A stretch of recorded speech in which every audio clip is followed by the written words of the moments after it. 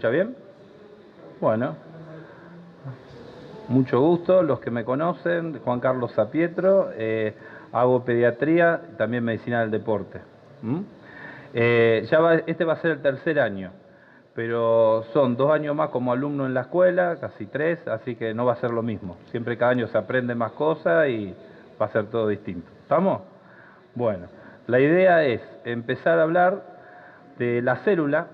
La célula es la unidad anatómica y fisiológica de todo ser vivo. Un conjunto de... Vos andás pasando, Giro. Después hay una célula que sería procariota y otra que sería eucariota. La célula que tenemos nosotros, donde hay un núcleo, un citoplasma y organelas, organoides, sería eucariota. ¿Estamos?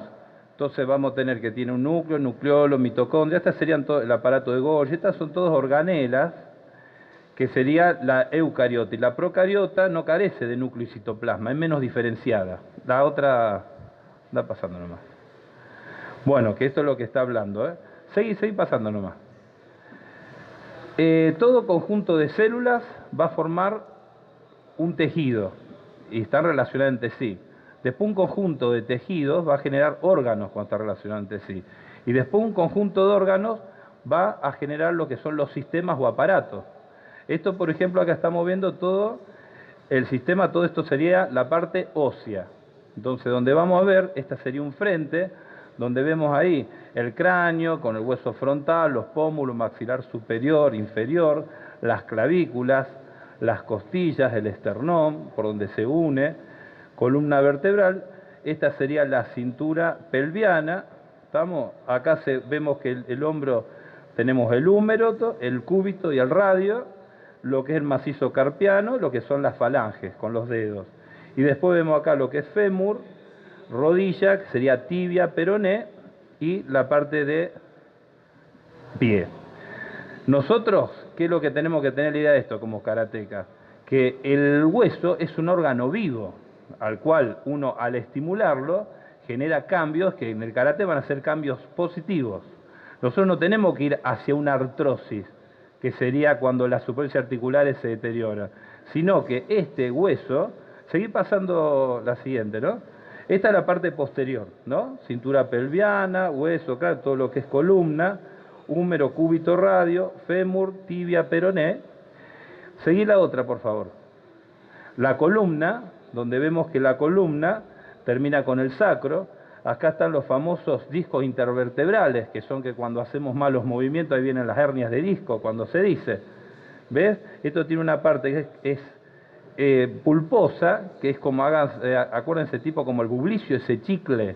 Entonces, cuando la parte gelatinosa protruye por un mal movimiento, ahí se hace lo que es la hernia de disco. Entonces, es cuando toca. Después vamos a ver los plexos, que es cuando dice la lumboceatalgia y todo lo que va tocando. ¿Estamos? La que sigue. Bueno, la mano, donde el macizo carpiano, donde está, bueno, el escafoide, el semilunar, piramidal, hueso ganchoso. Esto sería, la parte de esta serían los metacarpianos y las falanges. ¿Estamos? Bien. La que sigue. Esta otra vista, de donde ahora acá vemos la parte inferior, donde vemos esto es tibia, esto es peroné, el astrágalo, bueno, después tenemos el calcáneo, que sería el que apoya, después tenemos las tres cuñas, el hueso cuneiforme, hueso ganchoso, y después tenemos la parte de estos serían los metatarsianos, que es lo que a veces se lesiona cuando se golpean. Otro más, por favor. Este sería el cráneo, hueso frontal. Las suturas son por medio de cómo se van las articulaciones, cómo se va, la sutura cómo se fue formando. Esfenoide, hueso temporal, el auditivo externo, la apófisis mastoide, la apófisis estiloides, que por acá emergen después, por ejemplo, el facial, los nervios, toda la parte esa, el meato auditivo externo, acá de donde sería, donde después se conecta la pabellón auricular y todo lo que sería hueso nasal, que después acá hay parte cartilaginosa también, y acá vemos toda la parte de los dientes, maxilar inferior, maxilar superior, con las articulaciones. La que sigue, por favor. Estos son los tipos de huesos. Cuando hablamos huesos largos, hueso corto, hueso irregular, hueso irregular y el plano. ¿Estamos? Sería omóplato, coxal, la parte esta sería de la rótula y esto sería el fémur. El húmero este sería. Entonces acá tenemos una parte que sería, esta se le llamaba las diáfisis y esta las epífisis. Y acá los chicos tienen una cosa que se llama metáfisis, que es donde está el cartílago de crecimiento, que cuando este cartílago se irriga, ya deja de crecer. ¿Estamos? Que entonces, que hay que tener cuidado esto, siempre yo lo dije en el anterior curso y lo repito de nuevo. Cuando van los chicos a los gimnasios y por ahí le ofrecen anabólicos, esteroides, todo ese tipo de cosas, si uno le dice, te puede dar un cáncer de hígado, o te puede dar acné, el chico se lo ve muy a la larga y a él no le va a pasar. Ahora ustedes le dicen que es real, no le están mintiendo, que el anabólico esteroide, esta parte del cartílago, lo va a hacer que se irriga antes de tiempo, por lo cual no va a aumentar de estatura. Eso es terrible que se lo digan, porque todo chico quiere ser más alto. Si mide 1,80 quiere 1,90, si 1,90 2,10 m. Entonces eso, le estoy tirando como un tip, va a servir para que se cuide, que no tome nada de hormonas, y que es realmente por eso que se ven a veces, se ven muchos culturistas muy grandes y de baja talla. Se ve más que todo en YouTube, en gente profesional y todo. Han empezado de muy chiquito. La que sigue, por favor. Y esto es fundamental cuando estábamos hablando que el hueso es un órgano vivo. Usted ve que tiene un tejido esponjoso, los canales de Bowman, el hueso compacto, la médula ósea, el ostión, el periósteo, que sería lo que cubre, y las laminillas. Todo esto se llama trabécula. Entonces, ¿cuál sería el concepto del hueso como órgano vivo? Cuando tiene estímulo por la misma masa muscular, o nosotros al usar, por ejemplo, un maquiwara, hacer un movimiento repetitivo, estimula el hueso. Entonces no hay un degeneramiento del hueso. No es algo patológico, el hueso se adapta a la función, entonces nosotros hacemos que el hueso hipertrofia, crece, y entonces de esa manera tiene mayor resistencia que una persona común. Es decir, que un karateca, con el tiempo, la parte ósea y osteomuscular tiene que estar mejor que si no practicara. Si hay un deterioro, hay que pensar por qué pasa. O a veces son posturas viciosas, que está mal el eje, entonces se está haciendo todo en una forma que no está coordinada, o a veces cuando se apura y no se busca lo que es la adaptación. Volvemos a tocar el tema de la misma parte, de las líneas de fuerza, de cómo el hueso se va adaptando al deporte con la parte muscular, porque sería el sistema osteomuscular. La que sigue. Bueno, esta es la parte muscular. Ahí vemos una persona de frente, entonces vemos ahí están los músculos orbicular de los párpados, el frontal, macetero, el esternocleidomastoideo, el trapecio, los deltoides, los pectorales, bíceps braquial, braquial anterior. Acá se ven toda esta parte, son los músculos antebrazos, que hay pronadores, palmar mayor, cubital anterior, palmar menor. Después vamos hacia lo de la pierna, que vamos a ver. De la parte anterior sería el cuádriceps, después se ven los gemelos, los extensores largos de los dedos, los interóseos del pie y los palmar. De esto, ¿qué es lo que es importante? Si querés pasar la otra, que es la posterior. Ahí estamos. Lo mismo de atrás, occipital, el esplenio, el complexo mayor, infraespinoso. Este es el infraespinoso que van a ver los que tienen problemas con los del manguito rotador. Está el supraespinoso, infraespinoso, parten de la parte del omóplato y se insertan en el troquite, en la parte del húmero. Por eso hacen rotadores y la primera elevación. Eso es lo que por ahí se dañan cuando hay por ahí impacto a destiempo o distintos problemas. Después tenemos dorsal ancho, la parte de los glúteos, los músculos de la córnea semitendinosos, los gemelos. Otra imagen, por favor. Ahí está. Este sería el sistema arteriovenoso. Volviendo al sistema muscular, retomándolo, entonces ustedes ven que tenemos en la parte anterior y la parte posterior. Entonces, hablando de la parte de la función, ¿qué vamos a ver? Músculos que son agonistas y músculos que son antagonistas. Y músculos sinergistas que ayudan. ¿Estamos?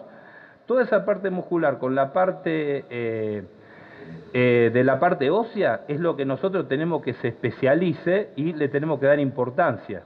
También ahora vamos a llegar con la parte, pero ¿qué es lo que quiero retomar? Así como el hueso se adapta cuando uno le da tiempo, más la alimentación, más el descanso, y se especializa el músculo también. En el músculo uno, ¿qué es lo que busca? Que haya una hipertrofia, así que sería un crecimiento. Porque así como hablamos de célula y hablamos de tejido, la célula muscular cuando se especializa, crece. Eso se llama hipertrofia, crece en tamaño. Cuando el músculo no se lo ejercita, ven cuando hay alguna lesión o algo que ustedes no lo pueden trabajar, se atrofia. Para la hipertrofia muscular lo que se vio, ahora hablamos un poquito sobre carga, antes que te decían, hace 15 o 20 repeticiones, hace 6 repeticiones, hace 8 repeticiones, siempre era el tema si pesado, si liviano, si mucho peso, si poco peso. Lo que se estudió que para que haya una verdadera hipertrofia son, primero el estrés metabólico. Estrés metabólico es cuando uno hace el ejercicio, ¿qué hormonas mueve el hecho de hacer el ejercicio? Después la tensión muscular continua, que sería cuánto el músculo tiene tiempo de tensión, que se estudió que mínimo 30 segundos, máximo 50 segundos, lo ideal sería 40 a 50 segundos, 35 segundos.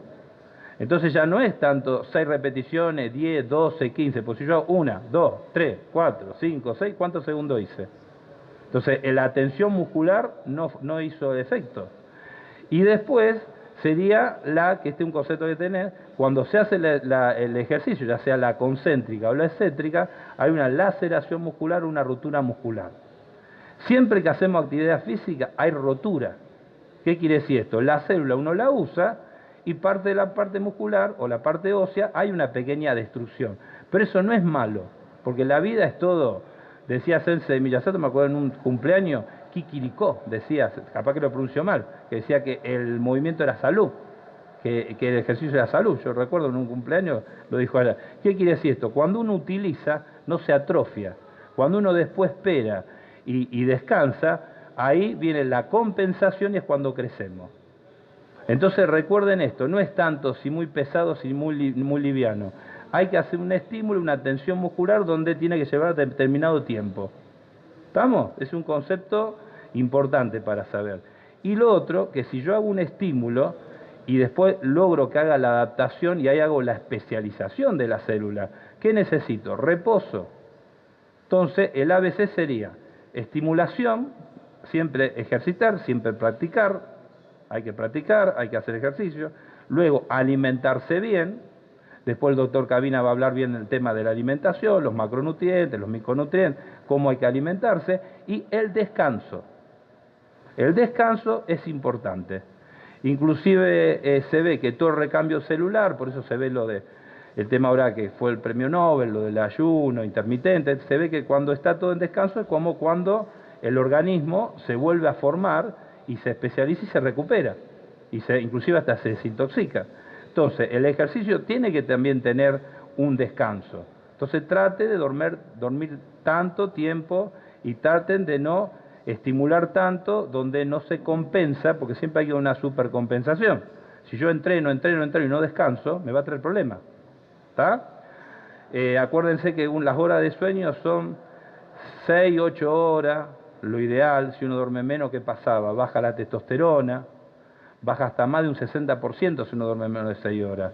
Hay una hormona que se llama leptina, que es lo que nos da saciedad. Cuando dormimos poco, la leptina baja, entonces nos va a dar más ganas de comer cosas raras.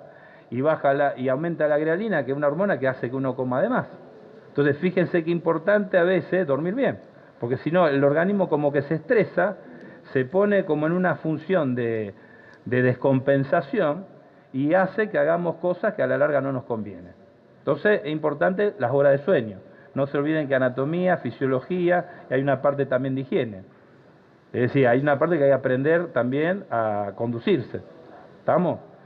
Bueno, esta sería toda la parte arterial y venosa. Vemos que hay un corazón, que después vemos que hay una sístole, que es la contracción, una diástole donde se dilata, y después ven donde tienen unas arterias principales, que son la aorta, las carótidas, el tronco encefálico, que después se va en axilar, en humeral, cubital, radial, las interóseas, la palmar, la cubital, todo lo que ustedes ven, toda esa parte tiene que estar irrigada.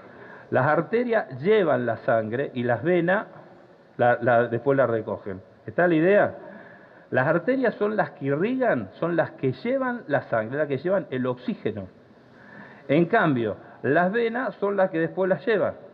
Por eso viene el tema de cuando hacen varices que la sangre vuelve a su lugar. Por eso que si los granaderos, para que ustedes se acuerden, estaban mucho tiempo quietos, se desmayaban. Entonces, aunque sea, movían un poquitito para que la sangre fluya. ¿Y esto qué quiere decir? Que como está todo relacionado, el hecho que yo haga actividad física, mejoro el retorno venoso, porque el músculo bombea y ayuda. Sí. ¿O porque en una pierna predomina más la parte? No, es para que se aprecie más lo azul que es venoso y lo arterial que lo hicieron rojo. Y acuérdense que las arterias traen la sangre y traen la sangre que es oxigenada. Y luego después la vena lo va llevando. Safena interna, safena externa. La ausencia de una de esas venas, por ejemplo. Y trae problemas. A veces las tienen que esclerosar para que no haga trombo o algo, pero la vena también está. Esto también es una cosa importante que se estudió. El deportista tiene mayor circulación y tiene mayor número de capilares, es decir, que hace que todo este sistema sea mayor. La irrigación del miembro inferior de una persona que entrena no es igual que la de un sedentario. Y si tiene estímulo durante años, también.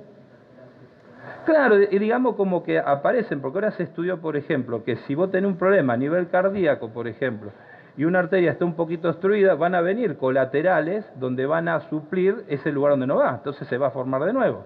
Entonces, toda la parte muscular, si vos la entrenás todo, vos tenés que mandar sangre ahí, tenés que tener capilares para que se vean la sangre, entonces toda esa capilarización, toda esa adaptación, va a ser mayor número. Y la ausencia de una parte. No, pregunto, ¿y la ausencia? Sí, por cuando hacen un bypass que sacan una parte para ponerla allá. Costo-beneficio, bienvenido sea el puente, porque si yo pierdo un poco de acá, supongamos, para poner de acá a acá y que me ríe el corazón, bienvenido sea. Ni lo piense, mi amigo Senpai. Es un costo-beneficio, salió ganando y lejos. El querido Favaloro nos trajo esa... Bárbaro. Vamos todavía. Otra, por favor. Bueno, acá está lo que estábamos hablando, ¿ves? Ventrículo izquierdo, entonces bombea la sangre, sale por la aorta, tiene que ir a los pulmones para que se oxigene, luego va todo, da toda la... Bueno, esto es la parte de la arteria, cómo va a cada lugar, cómo va irrigando todo el sistema. Después vuelve por las cavas, vuelve de nuevo y va al corazón derecho. ¿Estamos? El corazón tiene unas cavidades que son ventrículos, izquierdo, ventrículo y tiene también aurículas. Son 4 cavidades. ¿Estamos? Divididas por un tabique interventricular y un tabique interauricular. ¿Estamos? Ve que el ventrículo derecho estaría apoyado así. Vieron que cuando la gente dice, acá me toco el corazón está en el medio. Está en el medio el corazón acá. ¿Estamos? ¿Está? Bien. Por eso cuando hace una obra de RCP, que yo lo vamos a ver así, tiene que ir al medio, no al costado a la derecha, es al medio. ¿Estamos? Bien. Perfecto. ¿Qué sigue? Bueno, acá lo que hablábamos del corazón. Tabique interventricular, los pilares, la válvula pulmonar, va a tener válvula que después sería la pulmonar, la aórtica, para que lo vean, el ventrículo derecho, bueno, donde vienen en la aurícula, después vienen las venas cava, la superior, la inferior, ¿eh? Superior, inferior, ¿está? Y estos son los pilares, que los pilares ¿qué hacen? Tiran así los pilares y hacen que se muevan las válvulas. Porque un sistema donde pasa la sangre, vuelve la válvula, entonces la sangre va haciendo el recorrido. ¿Estamos?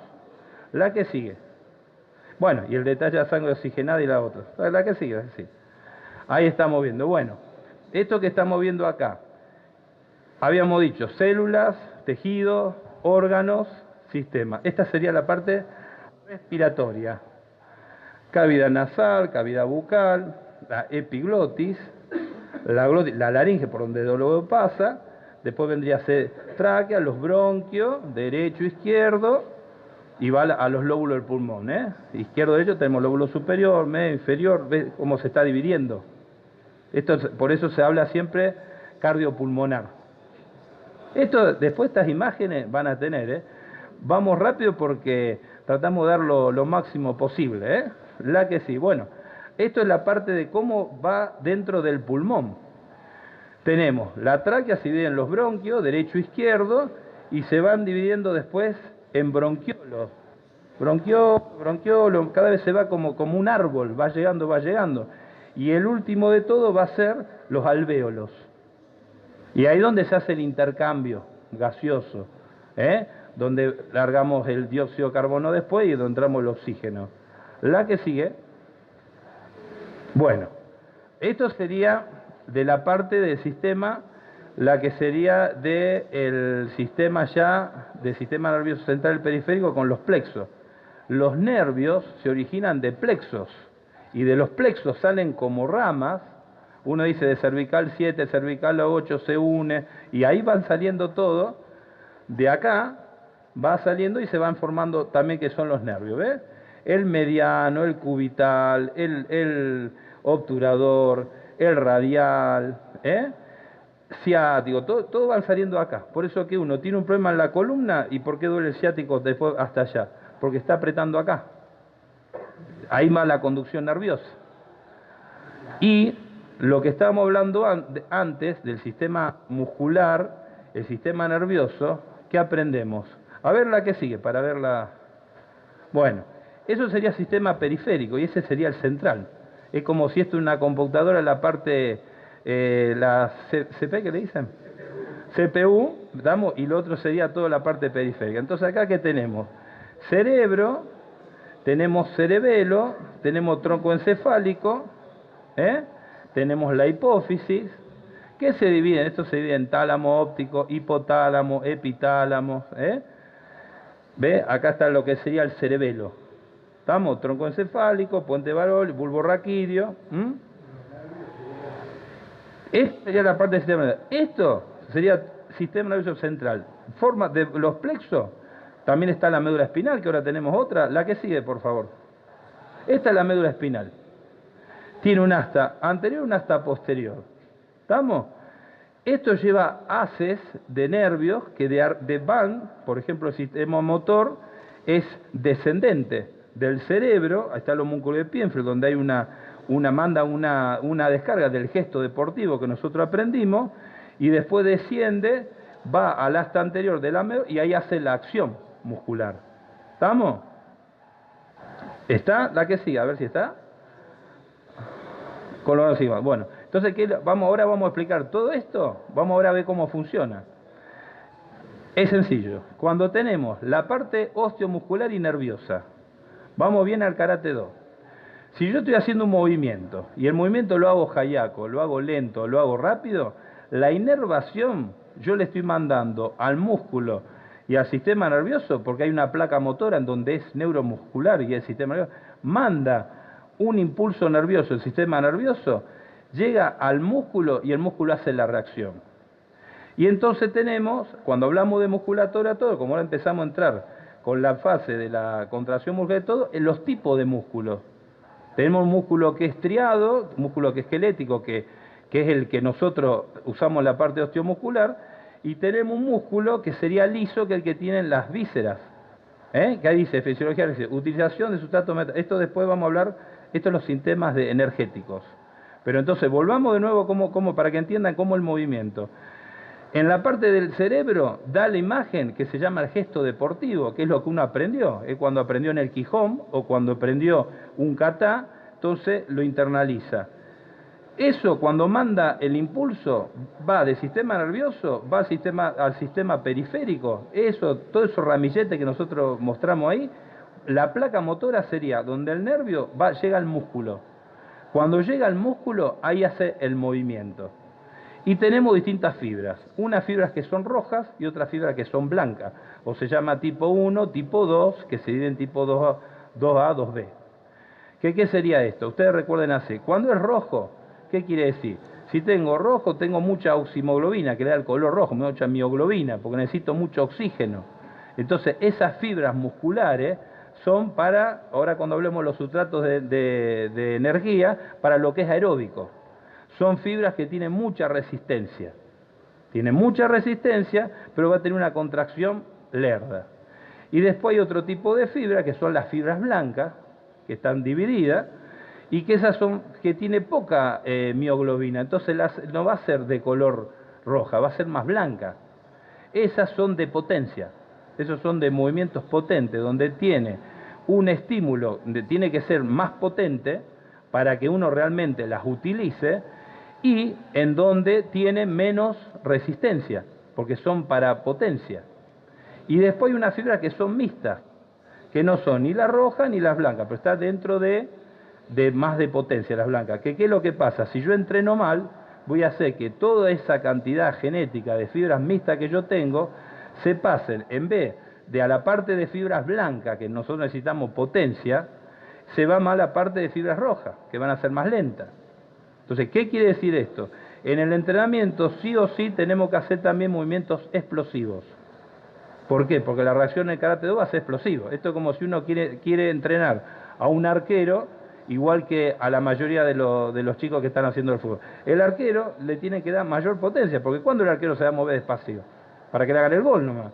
Entonces van a ser todos movimientos potentes, explosivos. Entonces, si nosotros necesitamos una fuerza que se llama fuerza explosiva, cuando tiene mayor tonicidad y tiene 80% de tonismo y menos de reserva, eso es un movimiento explosivo, es una fuerza explosiva. Ahí usamos más músculos blancos, fibras blancas, fibra explosiva. Y cuando nosotros tenemos movimiento más lento, que sería una fuerza residual que se le llama, son movimientos donde uno, por ejemplo, sería como movimiento de transición. ¿Qué fibra necesitamos en karate? Las dos. Porque mientras hacemos un kata tenemos el embuse del movimiento, donde uno va caminando, donde uno va haciendo, y después el kime, que sería el movimiento de contracción. ¿Ya están los 30 minutos? Ahora vamos llegando bien. Entonces, todo eso que hablé de las fibras, ¿qué vamos a hacer? Los movimientos. Entonces, ¿qué sería antagonismo y los agonistas y los antagonistas? Si yo tiro una maigeri, todo lo que sería cuádriceps es el movimiento de los agonistas. Y todo lo que sería bíceps femoral, músculo de la corva, que sería antagonista. Es decir, que cuando yo pateo tengo que tener los dos. Y lo ideal que trabajen bien, que si hacen una línea acá, tanto el cuádriceps como el bíceps femoral, que esté parejo, porque si no yo cuando pateo me voy a desgarrar.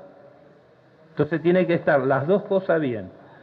Después, lo que hablamos del tipo de fibra, acuérdense que tenemos los sustratos metabólicos, tenemos aeróbicos con presencia de oxígenos, los anaeróbicos que sí en presencia de oxígeno y que se divide en la proteína quinasa, que sería cuando son de movimientos explosivos y de poca duración. Seguí pasando, ¿ves? Que estamos, la de no sé, se pierde en forma de calor, energía térmica. Miren, esto es importante, porque energía térmica que se está produciendo, también tenemos que hablar. Cuando decía al principio de la clase, Senpai, Julio Varela, cuando decía que hay que hacer precalentamiento, hay una ecuación que se llama ecuación de Hills. Total, esto es rápido. La ecuación de Hills que decía, necesitamos calor de activación muscular. Cuando el músculo entró en calor, ya se sabe que el músculo genera mayor potencia. Entonces, cuando entramos a una clase y por ahí no calentamos el músculo, por ahí vienen las lesiones. ¿Estamos? La que sigue, a ver. Los sistemas de energía. ATP vendría a ser adenosíntrifosfato. Son el azúcar, después cuando empieza a meter energía, siempre cuando va perdiendo, la que sigue, cuando va perdiendo el ADP o el ATP, ve que acá está, esta es la proteína quinasa, la glucólisis anaeróbica que se hace en la mitocondria, las partículas F1, vendría a ser, estos son los sustratos metabólicos, y el aeróbico, oxidativo. ¿Está? Y después recuerden, esto rápido, la que sigue, ya creo que no me da. Después viene el doctor Cabina.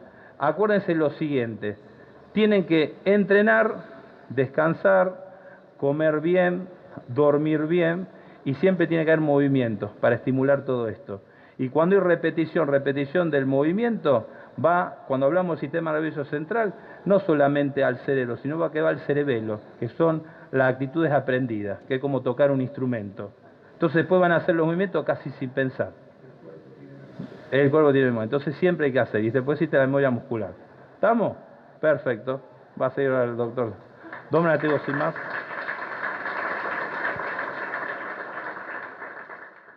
Bueno, mi nombre es Carlos Cabina, soy médico deportólogo y también especialista en nutrición y dietética. Un poco, dado el poco tiempo que me dejó mi compañero, ¿no? La idea es hacerle conocer un poco qué es el factor más importante en cuanto a la nutrición, son los alimentos, y que son los que nos permiten desarrollar toda nuestra actividad normal y toda nuestra actividad en el deporte, en este caso en el karate. Pásame la primera. Acá le quiero hacer conocer qué es la alimentación, la importancia de la alimentación en el deporte, ¿no es cierto?, que condiciona nuestro rendimiento. O sea, necesitamos buena calidad, buena cantidad, buena combinación de alimentos para que nuestro rendimiento sea mejor. Estos alimentos se acumulan a nivel de depósitos energéticos que cuando los necesitamos los comenzamos a usar.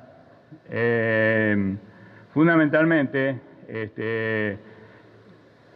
sobre todo en karate, que se necesita energía normalmente explosiva, usamos los hidratos de carbono, ya lo vamos a ver después. También nos protegen esos mismos alimentos contra las deficiencias, ¿no es cierto?, que implican la merma de rendimiento, y nos compensa de pérdidas de nutrientes y otras sustancias.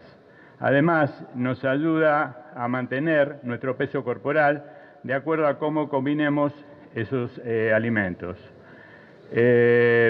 Nos permite también controlar algunas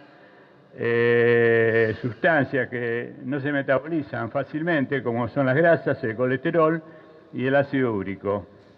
Y promueve el proceso de regeneración y reparación en las lesiones deportivas. La siguiente. Bueno, nosotros tenemos dentro de esos alimentos los macronutrientes y los micronutrientes. Entre los macronutrientes tenemos el hidrato de carbono, las proteínas y los lípidos. Los hidratos de carbono, en realidad, se llaman, digamos, el nombre más adecuado es el de glúcidos, nada más que la literatura anglosajona tomó esta nomenclatura y normalmente se nombran como hidrato de carbono o carbohidratos o sacáridos. Sacárido quiere decir glucosa. Son biomoléculas compuestas por carbono, oxígeno e hidrógeno que nos brindan una energía en forma inmediata. De acuerdo a la complejidad de estos carbohidratos, se dividen en monosacáridos, disacáridos, oligosacáridos y polisacáridos. Sí, seguí con la otra. Los monosacáridos y disacáridos actúan como combustibles biológicos, ¿no es cierto?, aportando energía inmediata a la célula.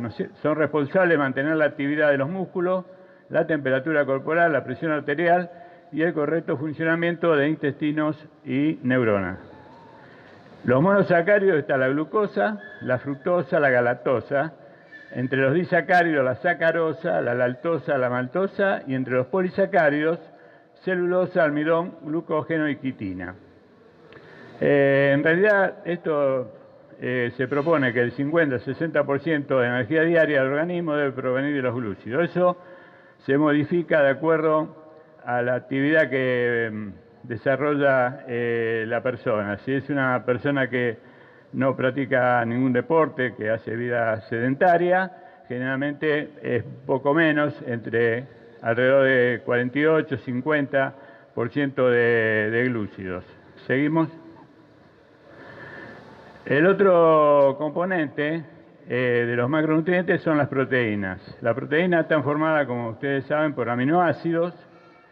Estos aminoácidos tienen una unión que se llama uniones peptídicas y según el orden de la disposición, de acuerdo al código genético de cada persona, todas las proteínas están compuestas por carbono, hidrógeno, oxígeno y nitrógeno.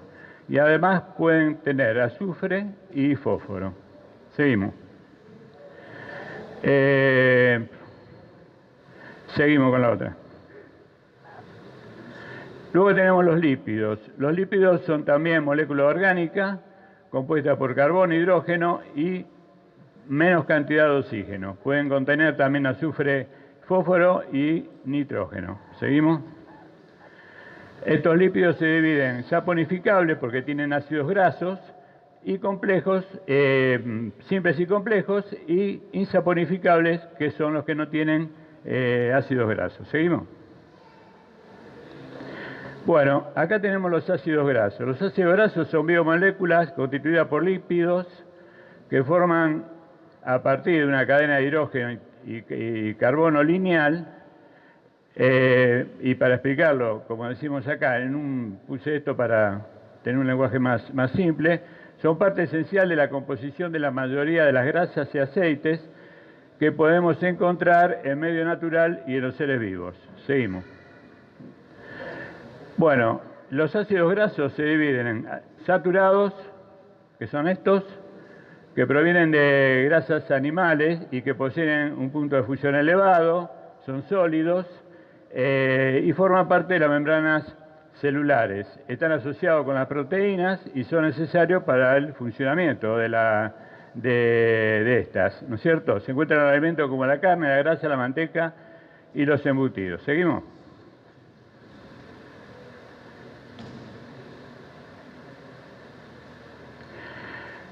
Acá tenemos los ácidos grasos monoinsaturados, que estos provienen de grasas vegetales y tienen un punto de fusión inferior y por eso tienen contenido alto de ácidos grasos insaturados y a temperatura ambiente son líquidos. Acá tenemos los aceites.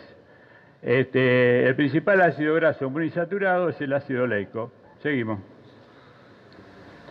Después tenemos los poliinsaturados, donde tenemos los famosos omega 3 y omega 6, que son esenciales para la alimentación, por eso son producidos por el propio organismo, y los omega 9, que no son esenciales, son monoinsaturados, y tenemos dos elementos importantes en los cuales está el omega 9, que es el aceite de oliva y el aceite de canola. El aceite de oliva nosotros lo conocemos más, el aceite de canola se conoce mucho más en México, en Estados Unidos, en el norte de Norteamérica. Seguimos. Llegamos acá a los micronutrientes que comprenden. Vamos a ir un poquito rápido porque el tiempo es muy tirano, ¿no? Comprenden 13 vitaminas y 16 minerales. Seguimos. Dentro de la vitamina tenemos hidrosolubles, que son los que se disuelven en agua, y las liposolubles, que lo hacen en los ácidos grasos, ¿no es cierto? Dentro de las hidrosolubles tenemos del complejo B y la vitamina C. O sea, el organismo ese las utiliza, la cantidad que necesita, el resto la elimina. Y las liposolubles son la vitamina A, la D, la E y la K. Con esta hay que tener cuidado, porque esta no se puede ingerir cualquier cantidad, sino que hay que ser un poquito cuidadoso porque se acumulan en hígado, se depositan en hígado. Seguimos. Otro elemento que también son importantes para la vida humana son los minerales. Y dentro de esto tenemos los macroelementos, que son el sodio, potasio, calcio, el fósforo, magnesio. Los microelementos, el hierro, el flúor, el yodo, el manganeso. Oligoelementos o elementos de traza, el silicio, el níquel, el cromo, el litio, que se requieren en muy poquita cantidad, pero que son necesarios. Seguimos. Bueno, todos estos alimentos, ¿qué nos facilitan? Algunos suministran energía, como el hidrato de carbono, las grasas y las proteínas.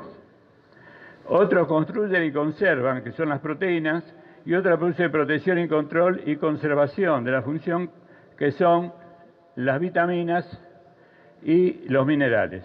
Seguimos. Bueno, acá llegamos a un punto que es importante, que son las necesidades energéticas.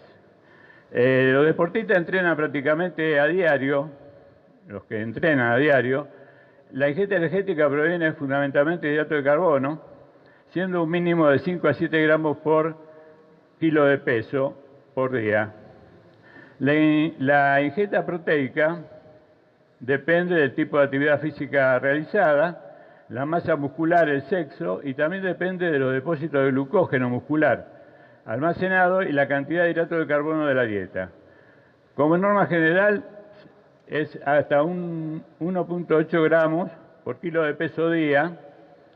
Algunos deportistas de élite llegan a 2 gramos, un poco más, pero para la vida del ser humano normal es 0,8 gramos, ¿no? Y En cuanto a la dieta de lípidos, estamos entre el 20 y el 35. En realidad, en los deportistas baja un poco eso, llega hasta el 15% de ingesta de lípidos. Seguimos. Bueno, yo quisiera vamos a pasar un poco a la parte de metabolismo porque hay otro temilla que... Bueno, metabolismo se divide en anabolismo y catabolismo, ¿no es cierto? Seguimos. Seguí pasando. Quiero llegar. Seguimos. Quería llegar acá a concepto de índice y carga glicémica, ¿no es cierto? Ello nos permite clasificar los distintos tipos de hidratos de carbono con alto grado glicémico, moderado o bajo índice glicémico, según sea su tiempo de digestión, absorción y conversión hasta glucosa en el hígado que pasa al plasma sanguíneo. Si comparamos este proceso con el mismo en un alimento de referencia, que suele ser el pan blanco o la glucosa, podemos asignar valores numéricos a los alimentos. Pasamos. Acá tenemos los distintos índices glicémicos de los alimentos de acuerdo a una clasificación que va de 0 a 55 para los alimentos de índice glucémico bajo, como la pasta, el arroz, la cebada, la quinoa, el cereal integral con alto contenido de fibra, las láminas u hojuelas de avena, las zanahorias, los vegetales verdes sin almidón, las manzanas, naranjas, uvas, nueces, legumbres, habichuela, la leche y el yogur. Los alimentos con índice glicémico moderado, el pan de pita, este es un pan de trigo, el pan de centeno, el arroz integral y las pasas. Y los alimentos que tienen índice glicémico alto es el pan blanco, los cereales procesados, la avena instantánea, las papas, el arroz blanco y la sandía. ¿Seguimos? Bueno, ustedes habrán visto esto que es la pirámide alimentaria, que figura en muchos textos, ¿no es cierto?, en donde están los alimentos de acuerdo a lo que uno puede consumir, digamos, lo que es más recomendable consumir, hasta lo que es prácticamente menos recomendable, ¿no es cierto? Acá tenemos, por ejemplo, manteniendo los estilos de vida, ¿no es cierto?, actividad física diaria, equilibrio emocional, balance energético, tomar líquido, agua, que ahora lo vamos a ver un poquito. Según el grado de actividad física, tenemos los distintos alimentos, ¿no es cierto?, como por ejemplo el pan, la pasta, las avenas, las verduras, la leche, pescado, pollo. Más arriba tenemos la carne, y bebidas fermentadas. Todo esto que está de esta línea para arriba hay que tratar de evitarlo. Pasemos a la otra. A unos españoles se le ocurrió hacer un estudio y cambiar la pirámide y hacer un triángulo o una pirámide invertida. Entonces, ¿qué ponen? Abajo, lo que es menos conveniente ingerir, ¿no es cierto? Por ejemplo, la mantequilla, la carne. En la parte intermedia vemos el pescado, el pollo, los lácteos, el huevo. Y en la parte superior están fundamentalmente las verduras, hortalizas, legumbres, y arriba de todo el agua. El agua es muy importante con respecto a la hidratación, porque se ha comprobado que normalmente la mayoría de las personas, ya sea en su vida sedentaria o practicando, estamos deshidratados, o sea, no llegamos a un grado de hidratación ideal. Y eso es muy importante para todo nuestro sistema metabólico para que se vaya produciendo los procesos de anabolismo, de catabolismo, de energía, todo lo que nosotros necesitamos para nuestro desarrollo. El agua es fundamental y no nos olvidemos que es el 80% del peso corporal está compuesto por agua. Bueno, eso es todo lo que le quería decir. Si hay alguna pregunta. Pero una cosa de ahora, porque para agregar... Estoy justo. No, presentación. Lo que le llaman ahora la dieta híbrida, por si la escuchan. Que la dieta híbrida que está poniéndose de moda ahora, lo vuelven a escuchar, donde quieren, digamos, que pongamos a la mañana temprano más proteína para que aumenten las catecolaminas para que la persona no se duerma. Y los hidratos de carbono después que hicimos la actividad física. Que es al revés que como se veía, entonces que se estudia de esta manera. Porque después la van a escuchar por la dieta híbrida para el deporte, todo. Perdón. No, para poner.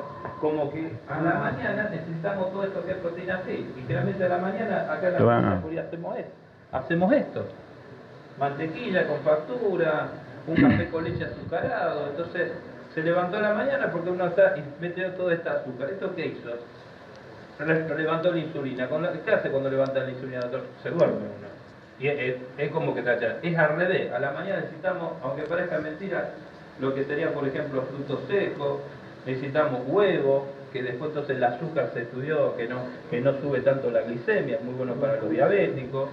Y entonces, ¿qué necesitamos? Proteína y agua, porque para que no estemos en catabolismo. Entonces, es al revés de lo que una costumbre acá. A la mañana, un consejo, frutos secos, almendra, nueces, mucha agua y si quieren huevo duro. No digo que hagan todo frito, no estoy diciendo eso, pero un huevo duro, dos huevos duros no es malo. La industria cuando hizo lo de la pirámide fue por una cuestión económica también, es decir, para la producción. Entonces le estaban a los científicos, los científicos coman así de tal manera, pero no es lo ideal. Sí. No, me pareció que los hidratos de carbono generan energía, así Sí. es. Sí. Ahora, en esos hidratos de carbono están las pastas, por ejemplo. Ahora, ¿qué pasa con el que tiene diabetes? ¿De dónde saca esos valores energéticos si no come hidratos de carbono? ¿De dónde lo consigue? ¿Querés contestar? No, el diabético tiene que comer hidrato de carbono. No tiene prohibido comer el hidrato de carbono. Hay una cierta cantidad de hidrato de carbono que puede ingerir. Lo que no tiene que comer el diabético es azúcar, por ejemplo, azúcares finos, bollería, todo lo que se refiere digamos, a chocolate, todo ese tipo de caramelos, eso, pero sí arroz puede ingerir en su debida cantidad, sin ningún tipo de problema. Claro, ¿Sí? Lo que decía el doctor cuando lo dio, los índices glicémicos, la respuesta a cada uno, eso es importante por el diabético, que tenga cuidado. El índice glicémico, algo que come y se inunda de azúcar, entonces larga mucha insulina. Pero por ejemplo, volviendo al tema, comiendo huevo a la mañana, se dio cuenta que al revés, la glicemia se mantiene mejor en el tiempo, entonces maneja mejor la insulina. Y en lo híbrido, ¿qué sería? Los hidratos de carbono, como decía el doctor, si bien uno tiene reserva energética, después para el glucógeno de los músculos, que hay que recuperarlos, ahí hace falta llenar los depósitos de hidratos. El mismo organismo se lo pide. Nosotros entrenamos y nos da hambre. ¿Por qué? Porque el organismo está pidiendo que los reservas de energía hay que volver el glucógeno a los músculos. Por eso que es al revés de lo que muchos por ahí hacen. Total, tenemos una reserva energética nosotros, cuando uno se levanta y hace. Después lo que hay que poner, sí, aunque parezca mentira, por eso dijo el doctor, el agua es fundamental. Lo ideal es tomar, perdón, después del teléfono, el micrófono para que escuche. Y si no el teléfono para que me llame en WhatsApp. Bueno, a lo que voy yo. Entonces, ¿qué es lo que pasa? ¿Por qué necesitamos el agua? Porque el agua, lo ideal sería tomar 2 vasos de agua en ayuna para que ya empiece todos los órganos a estimularlo. Vaso de agua 1 hora antes de comer, lo ideal, para que también estimule y ayude para la secreción gástrica. Conviene también vaso de agua antes de bañarse, se sabe que baja la presión arterial. Y es ideal tomar un vaso de agua al irse a dormir, porque ¿qué es lo que pasa cuando estamos deshidratados?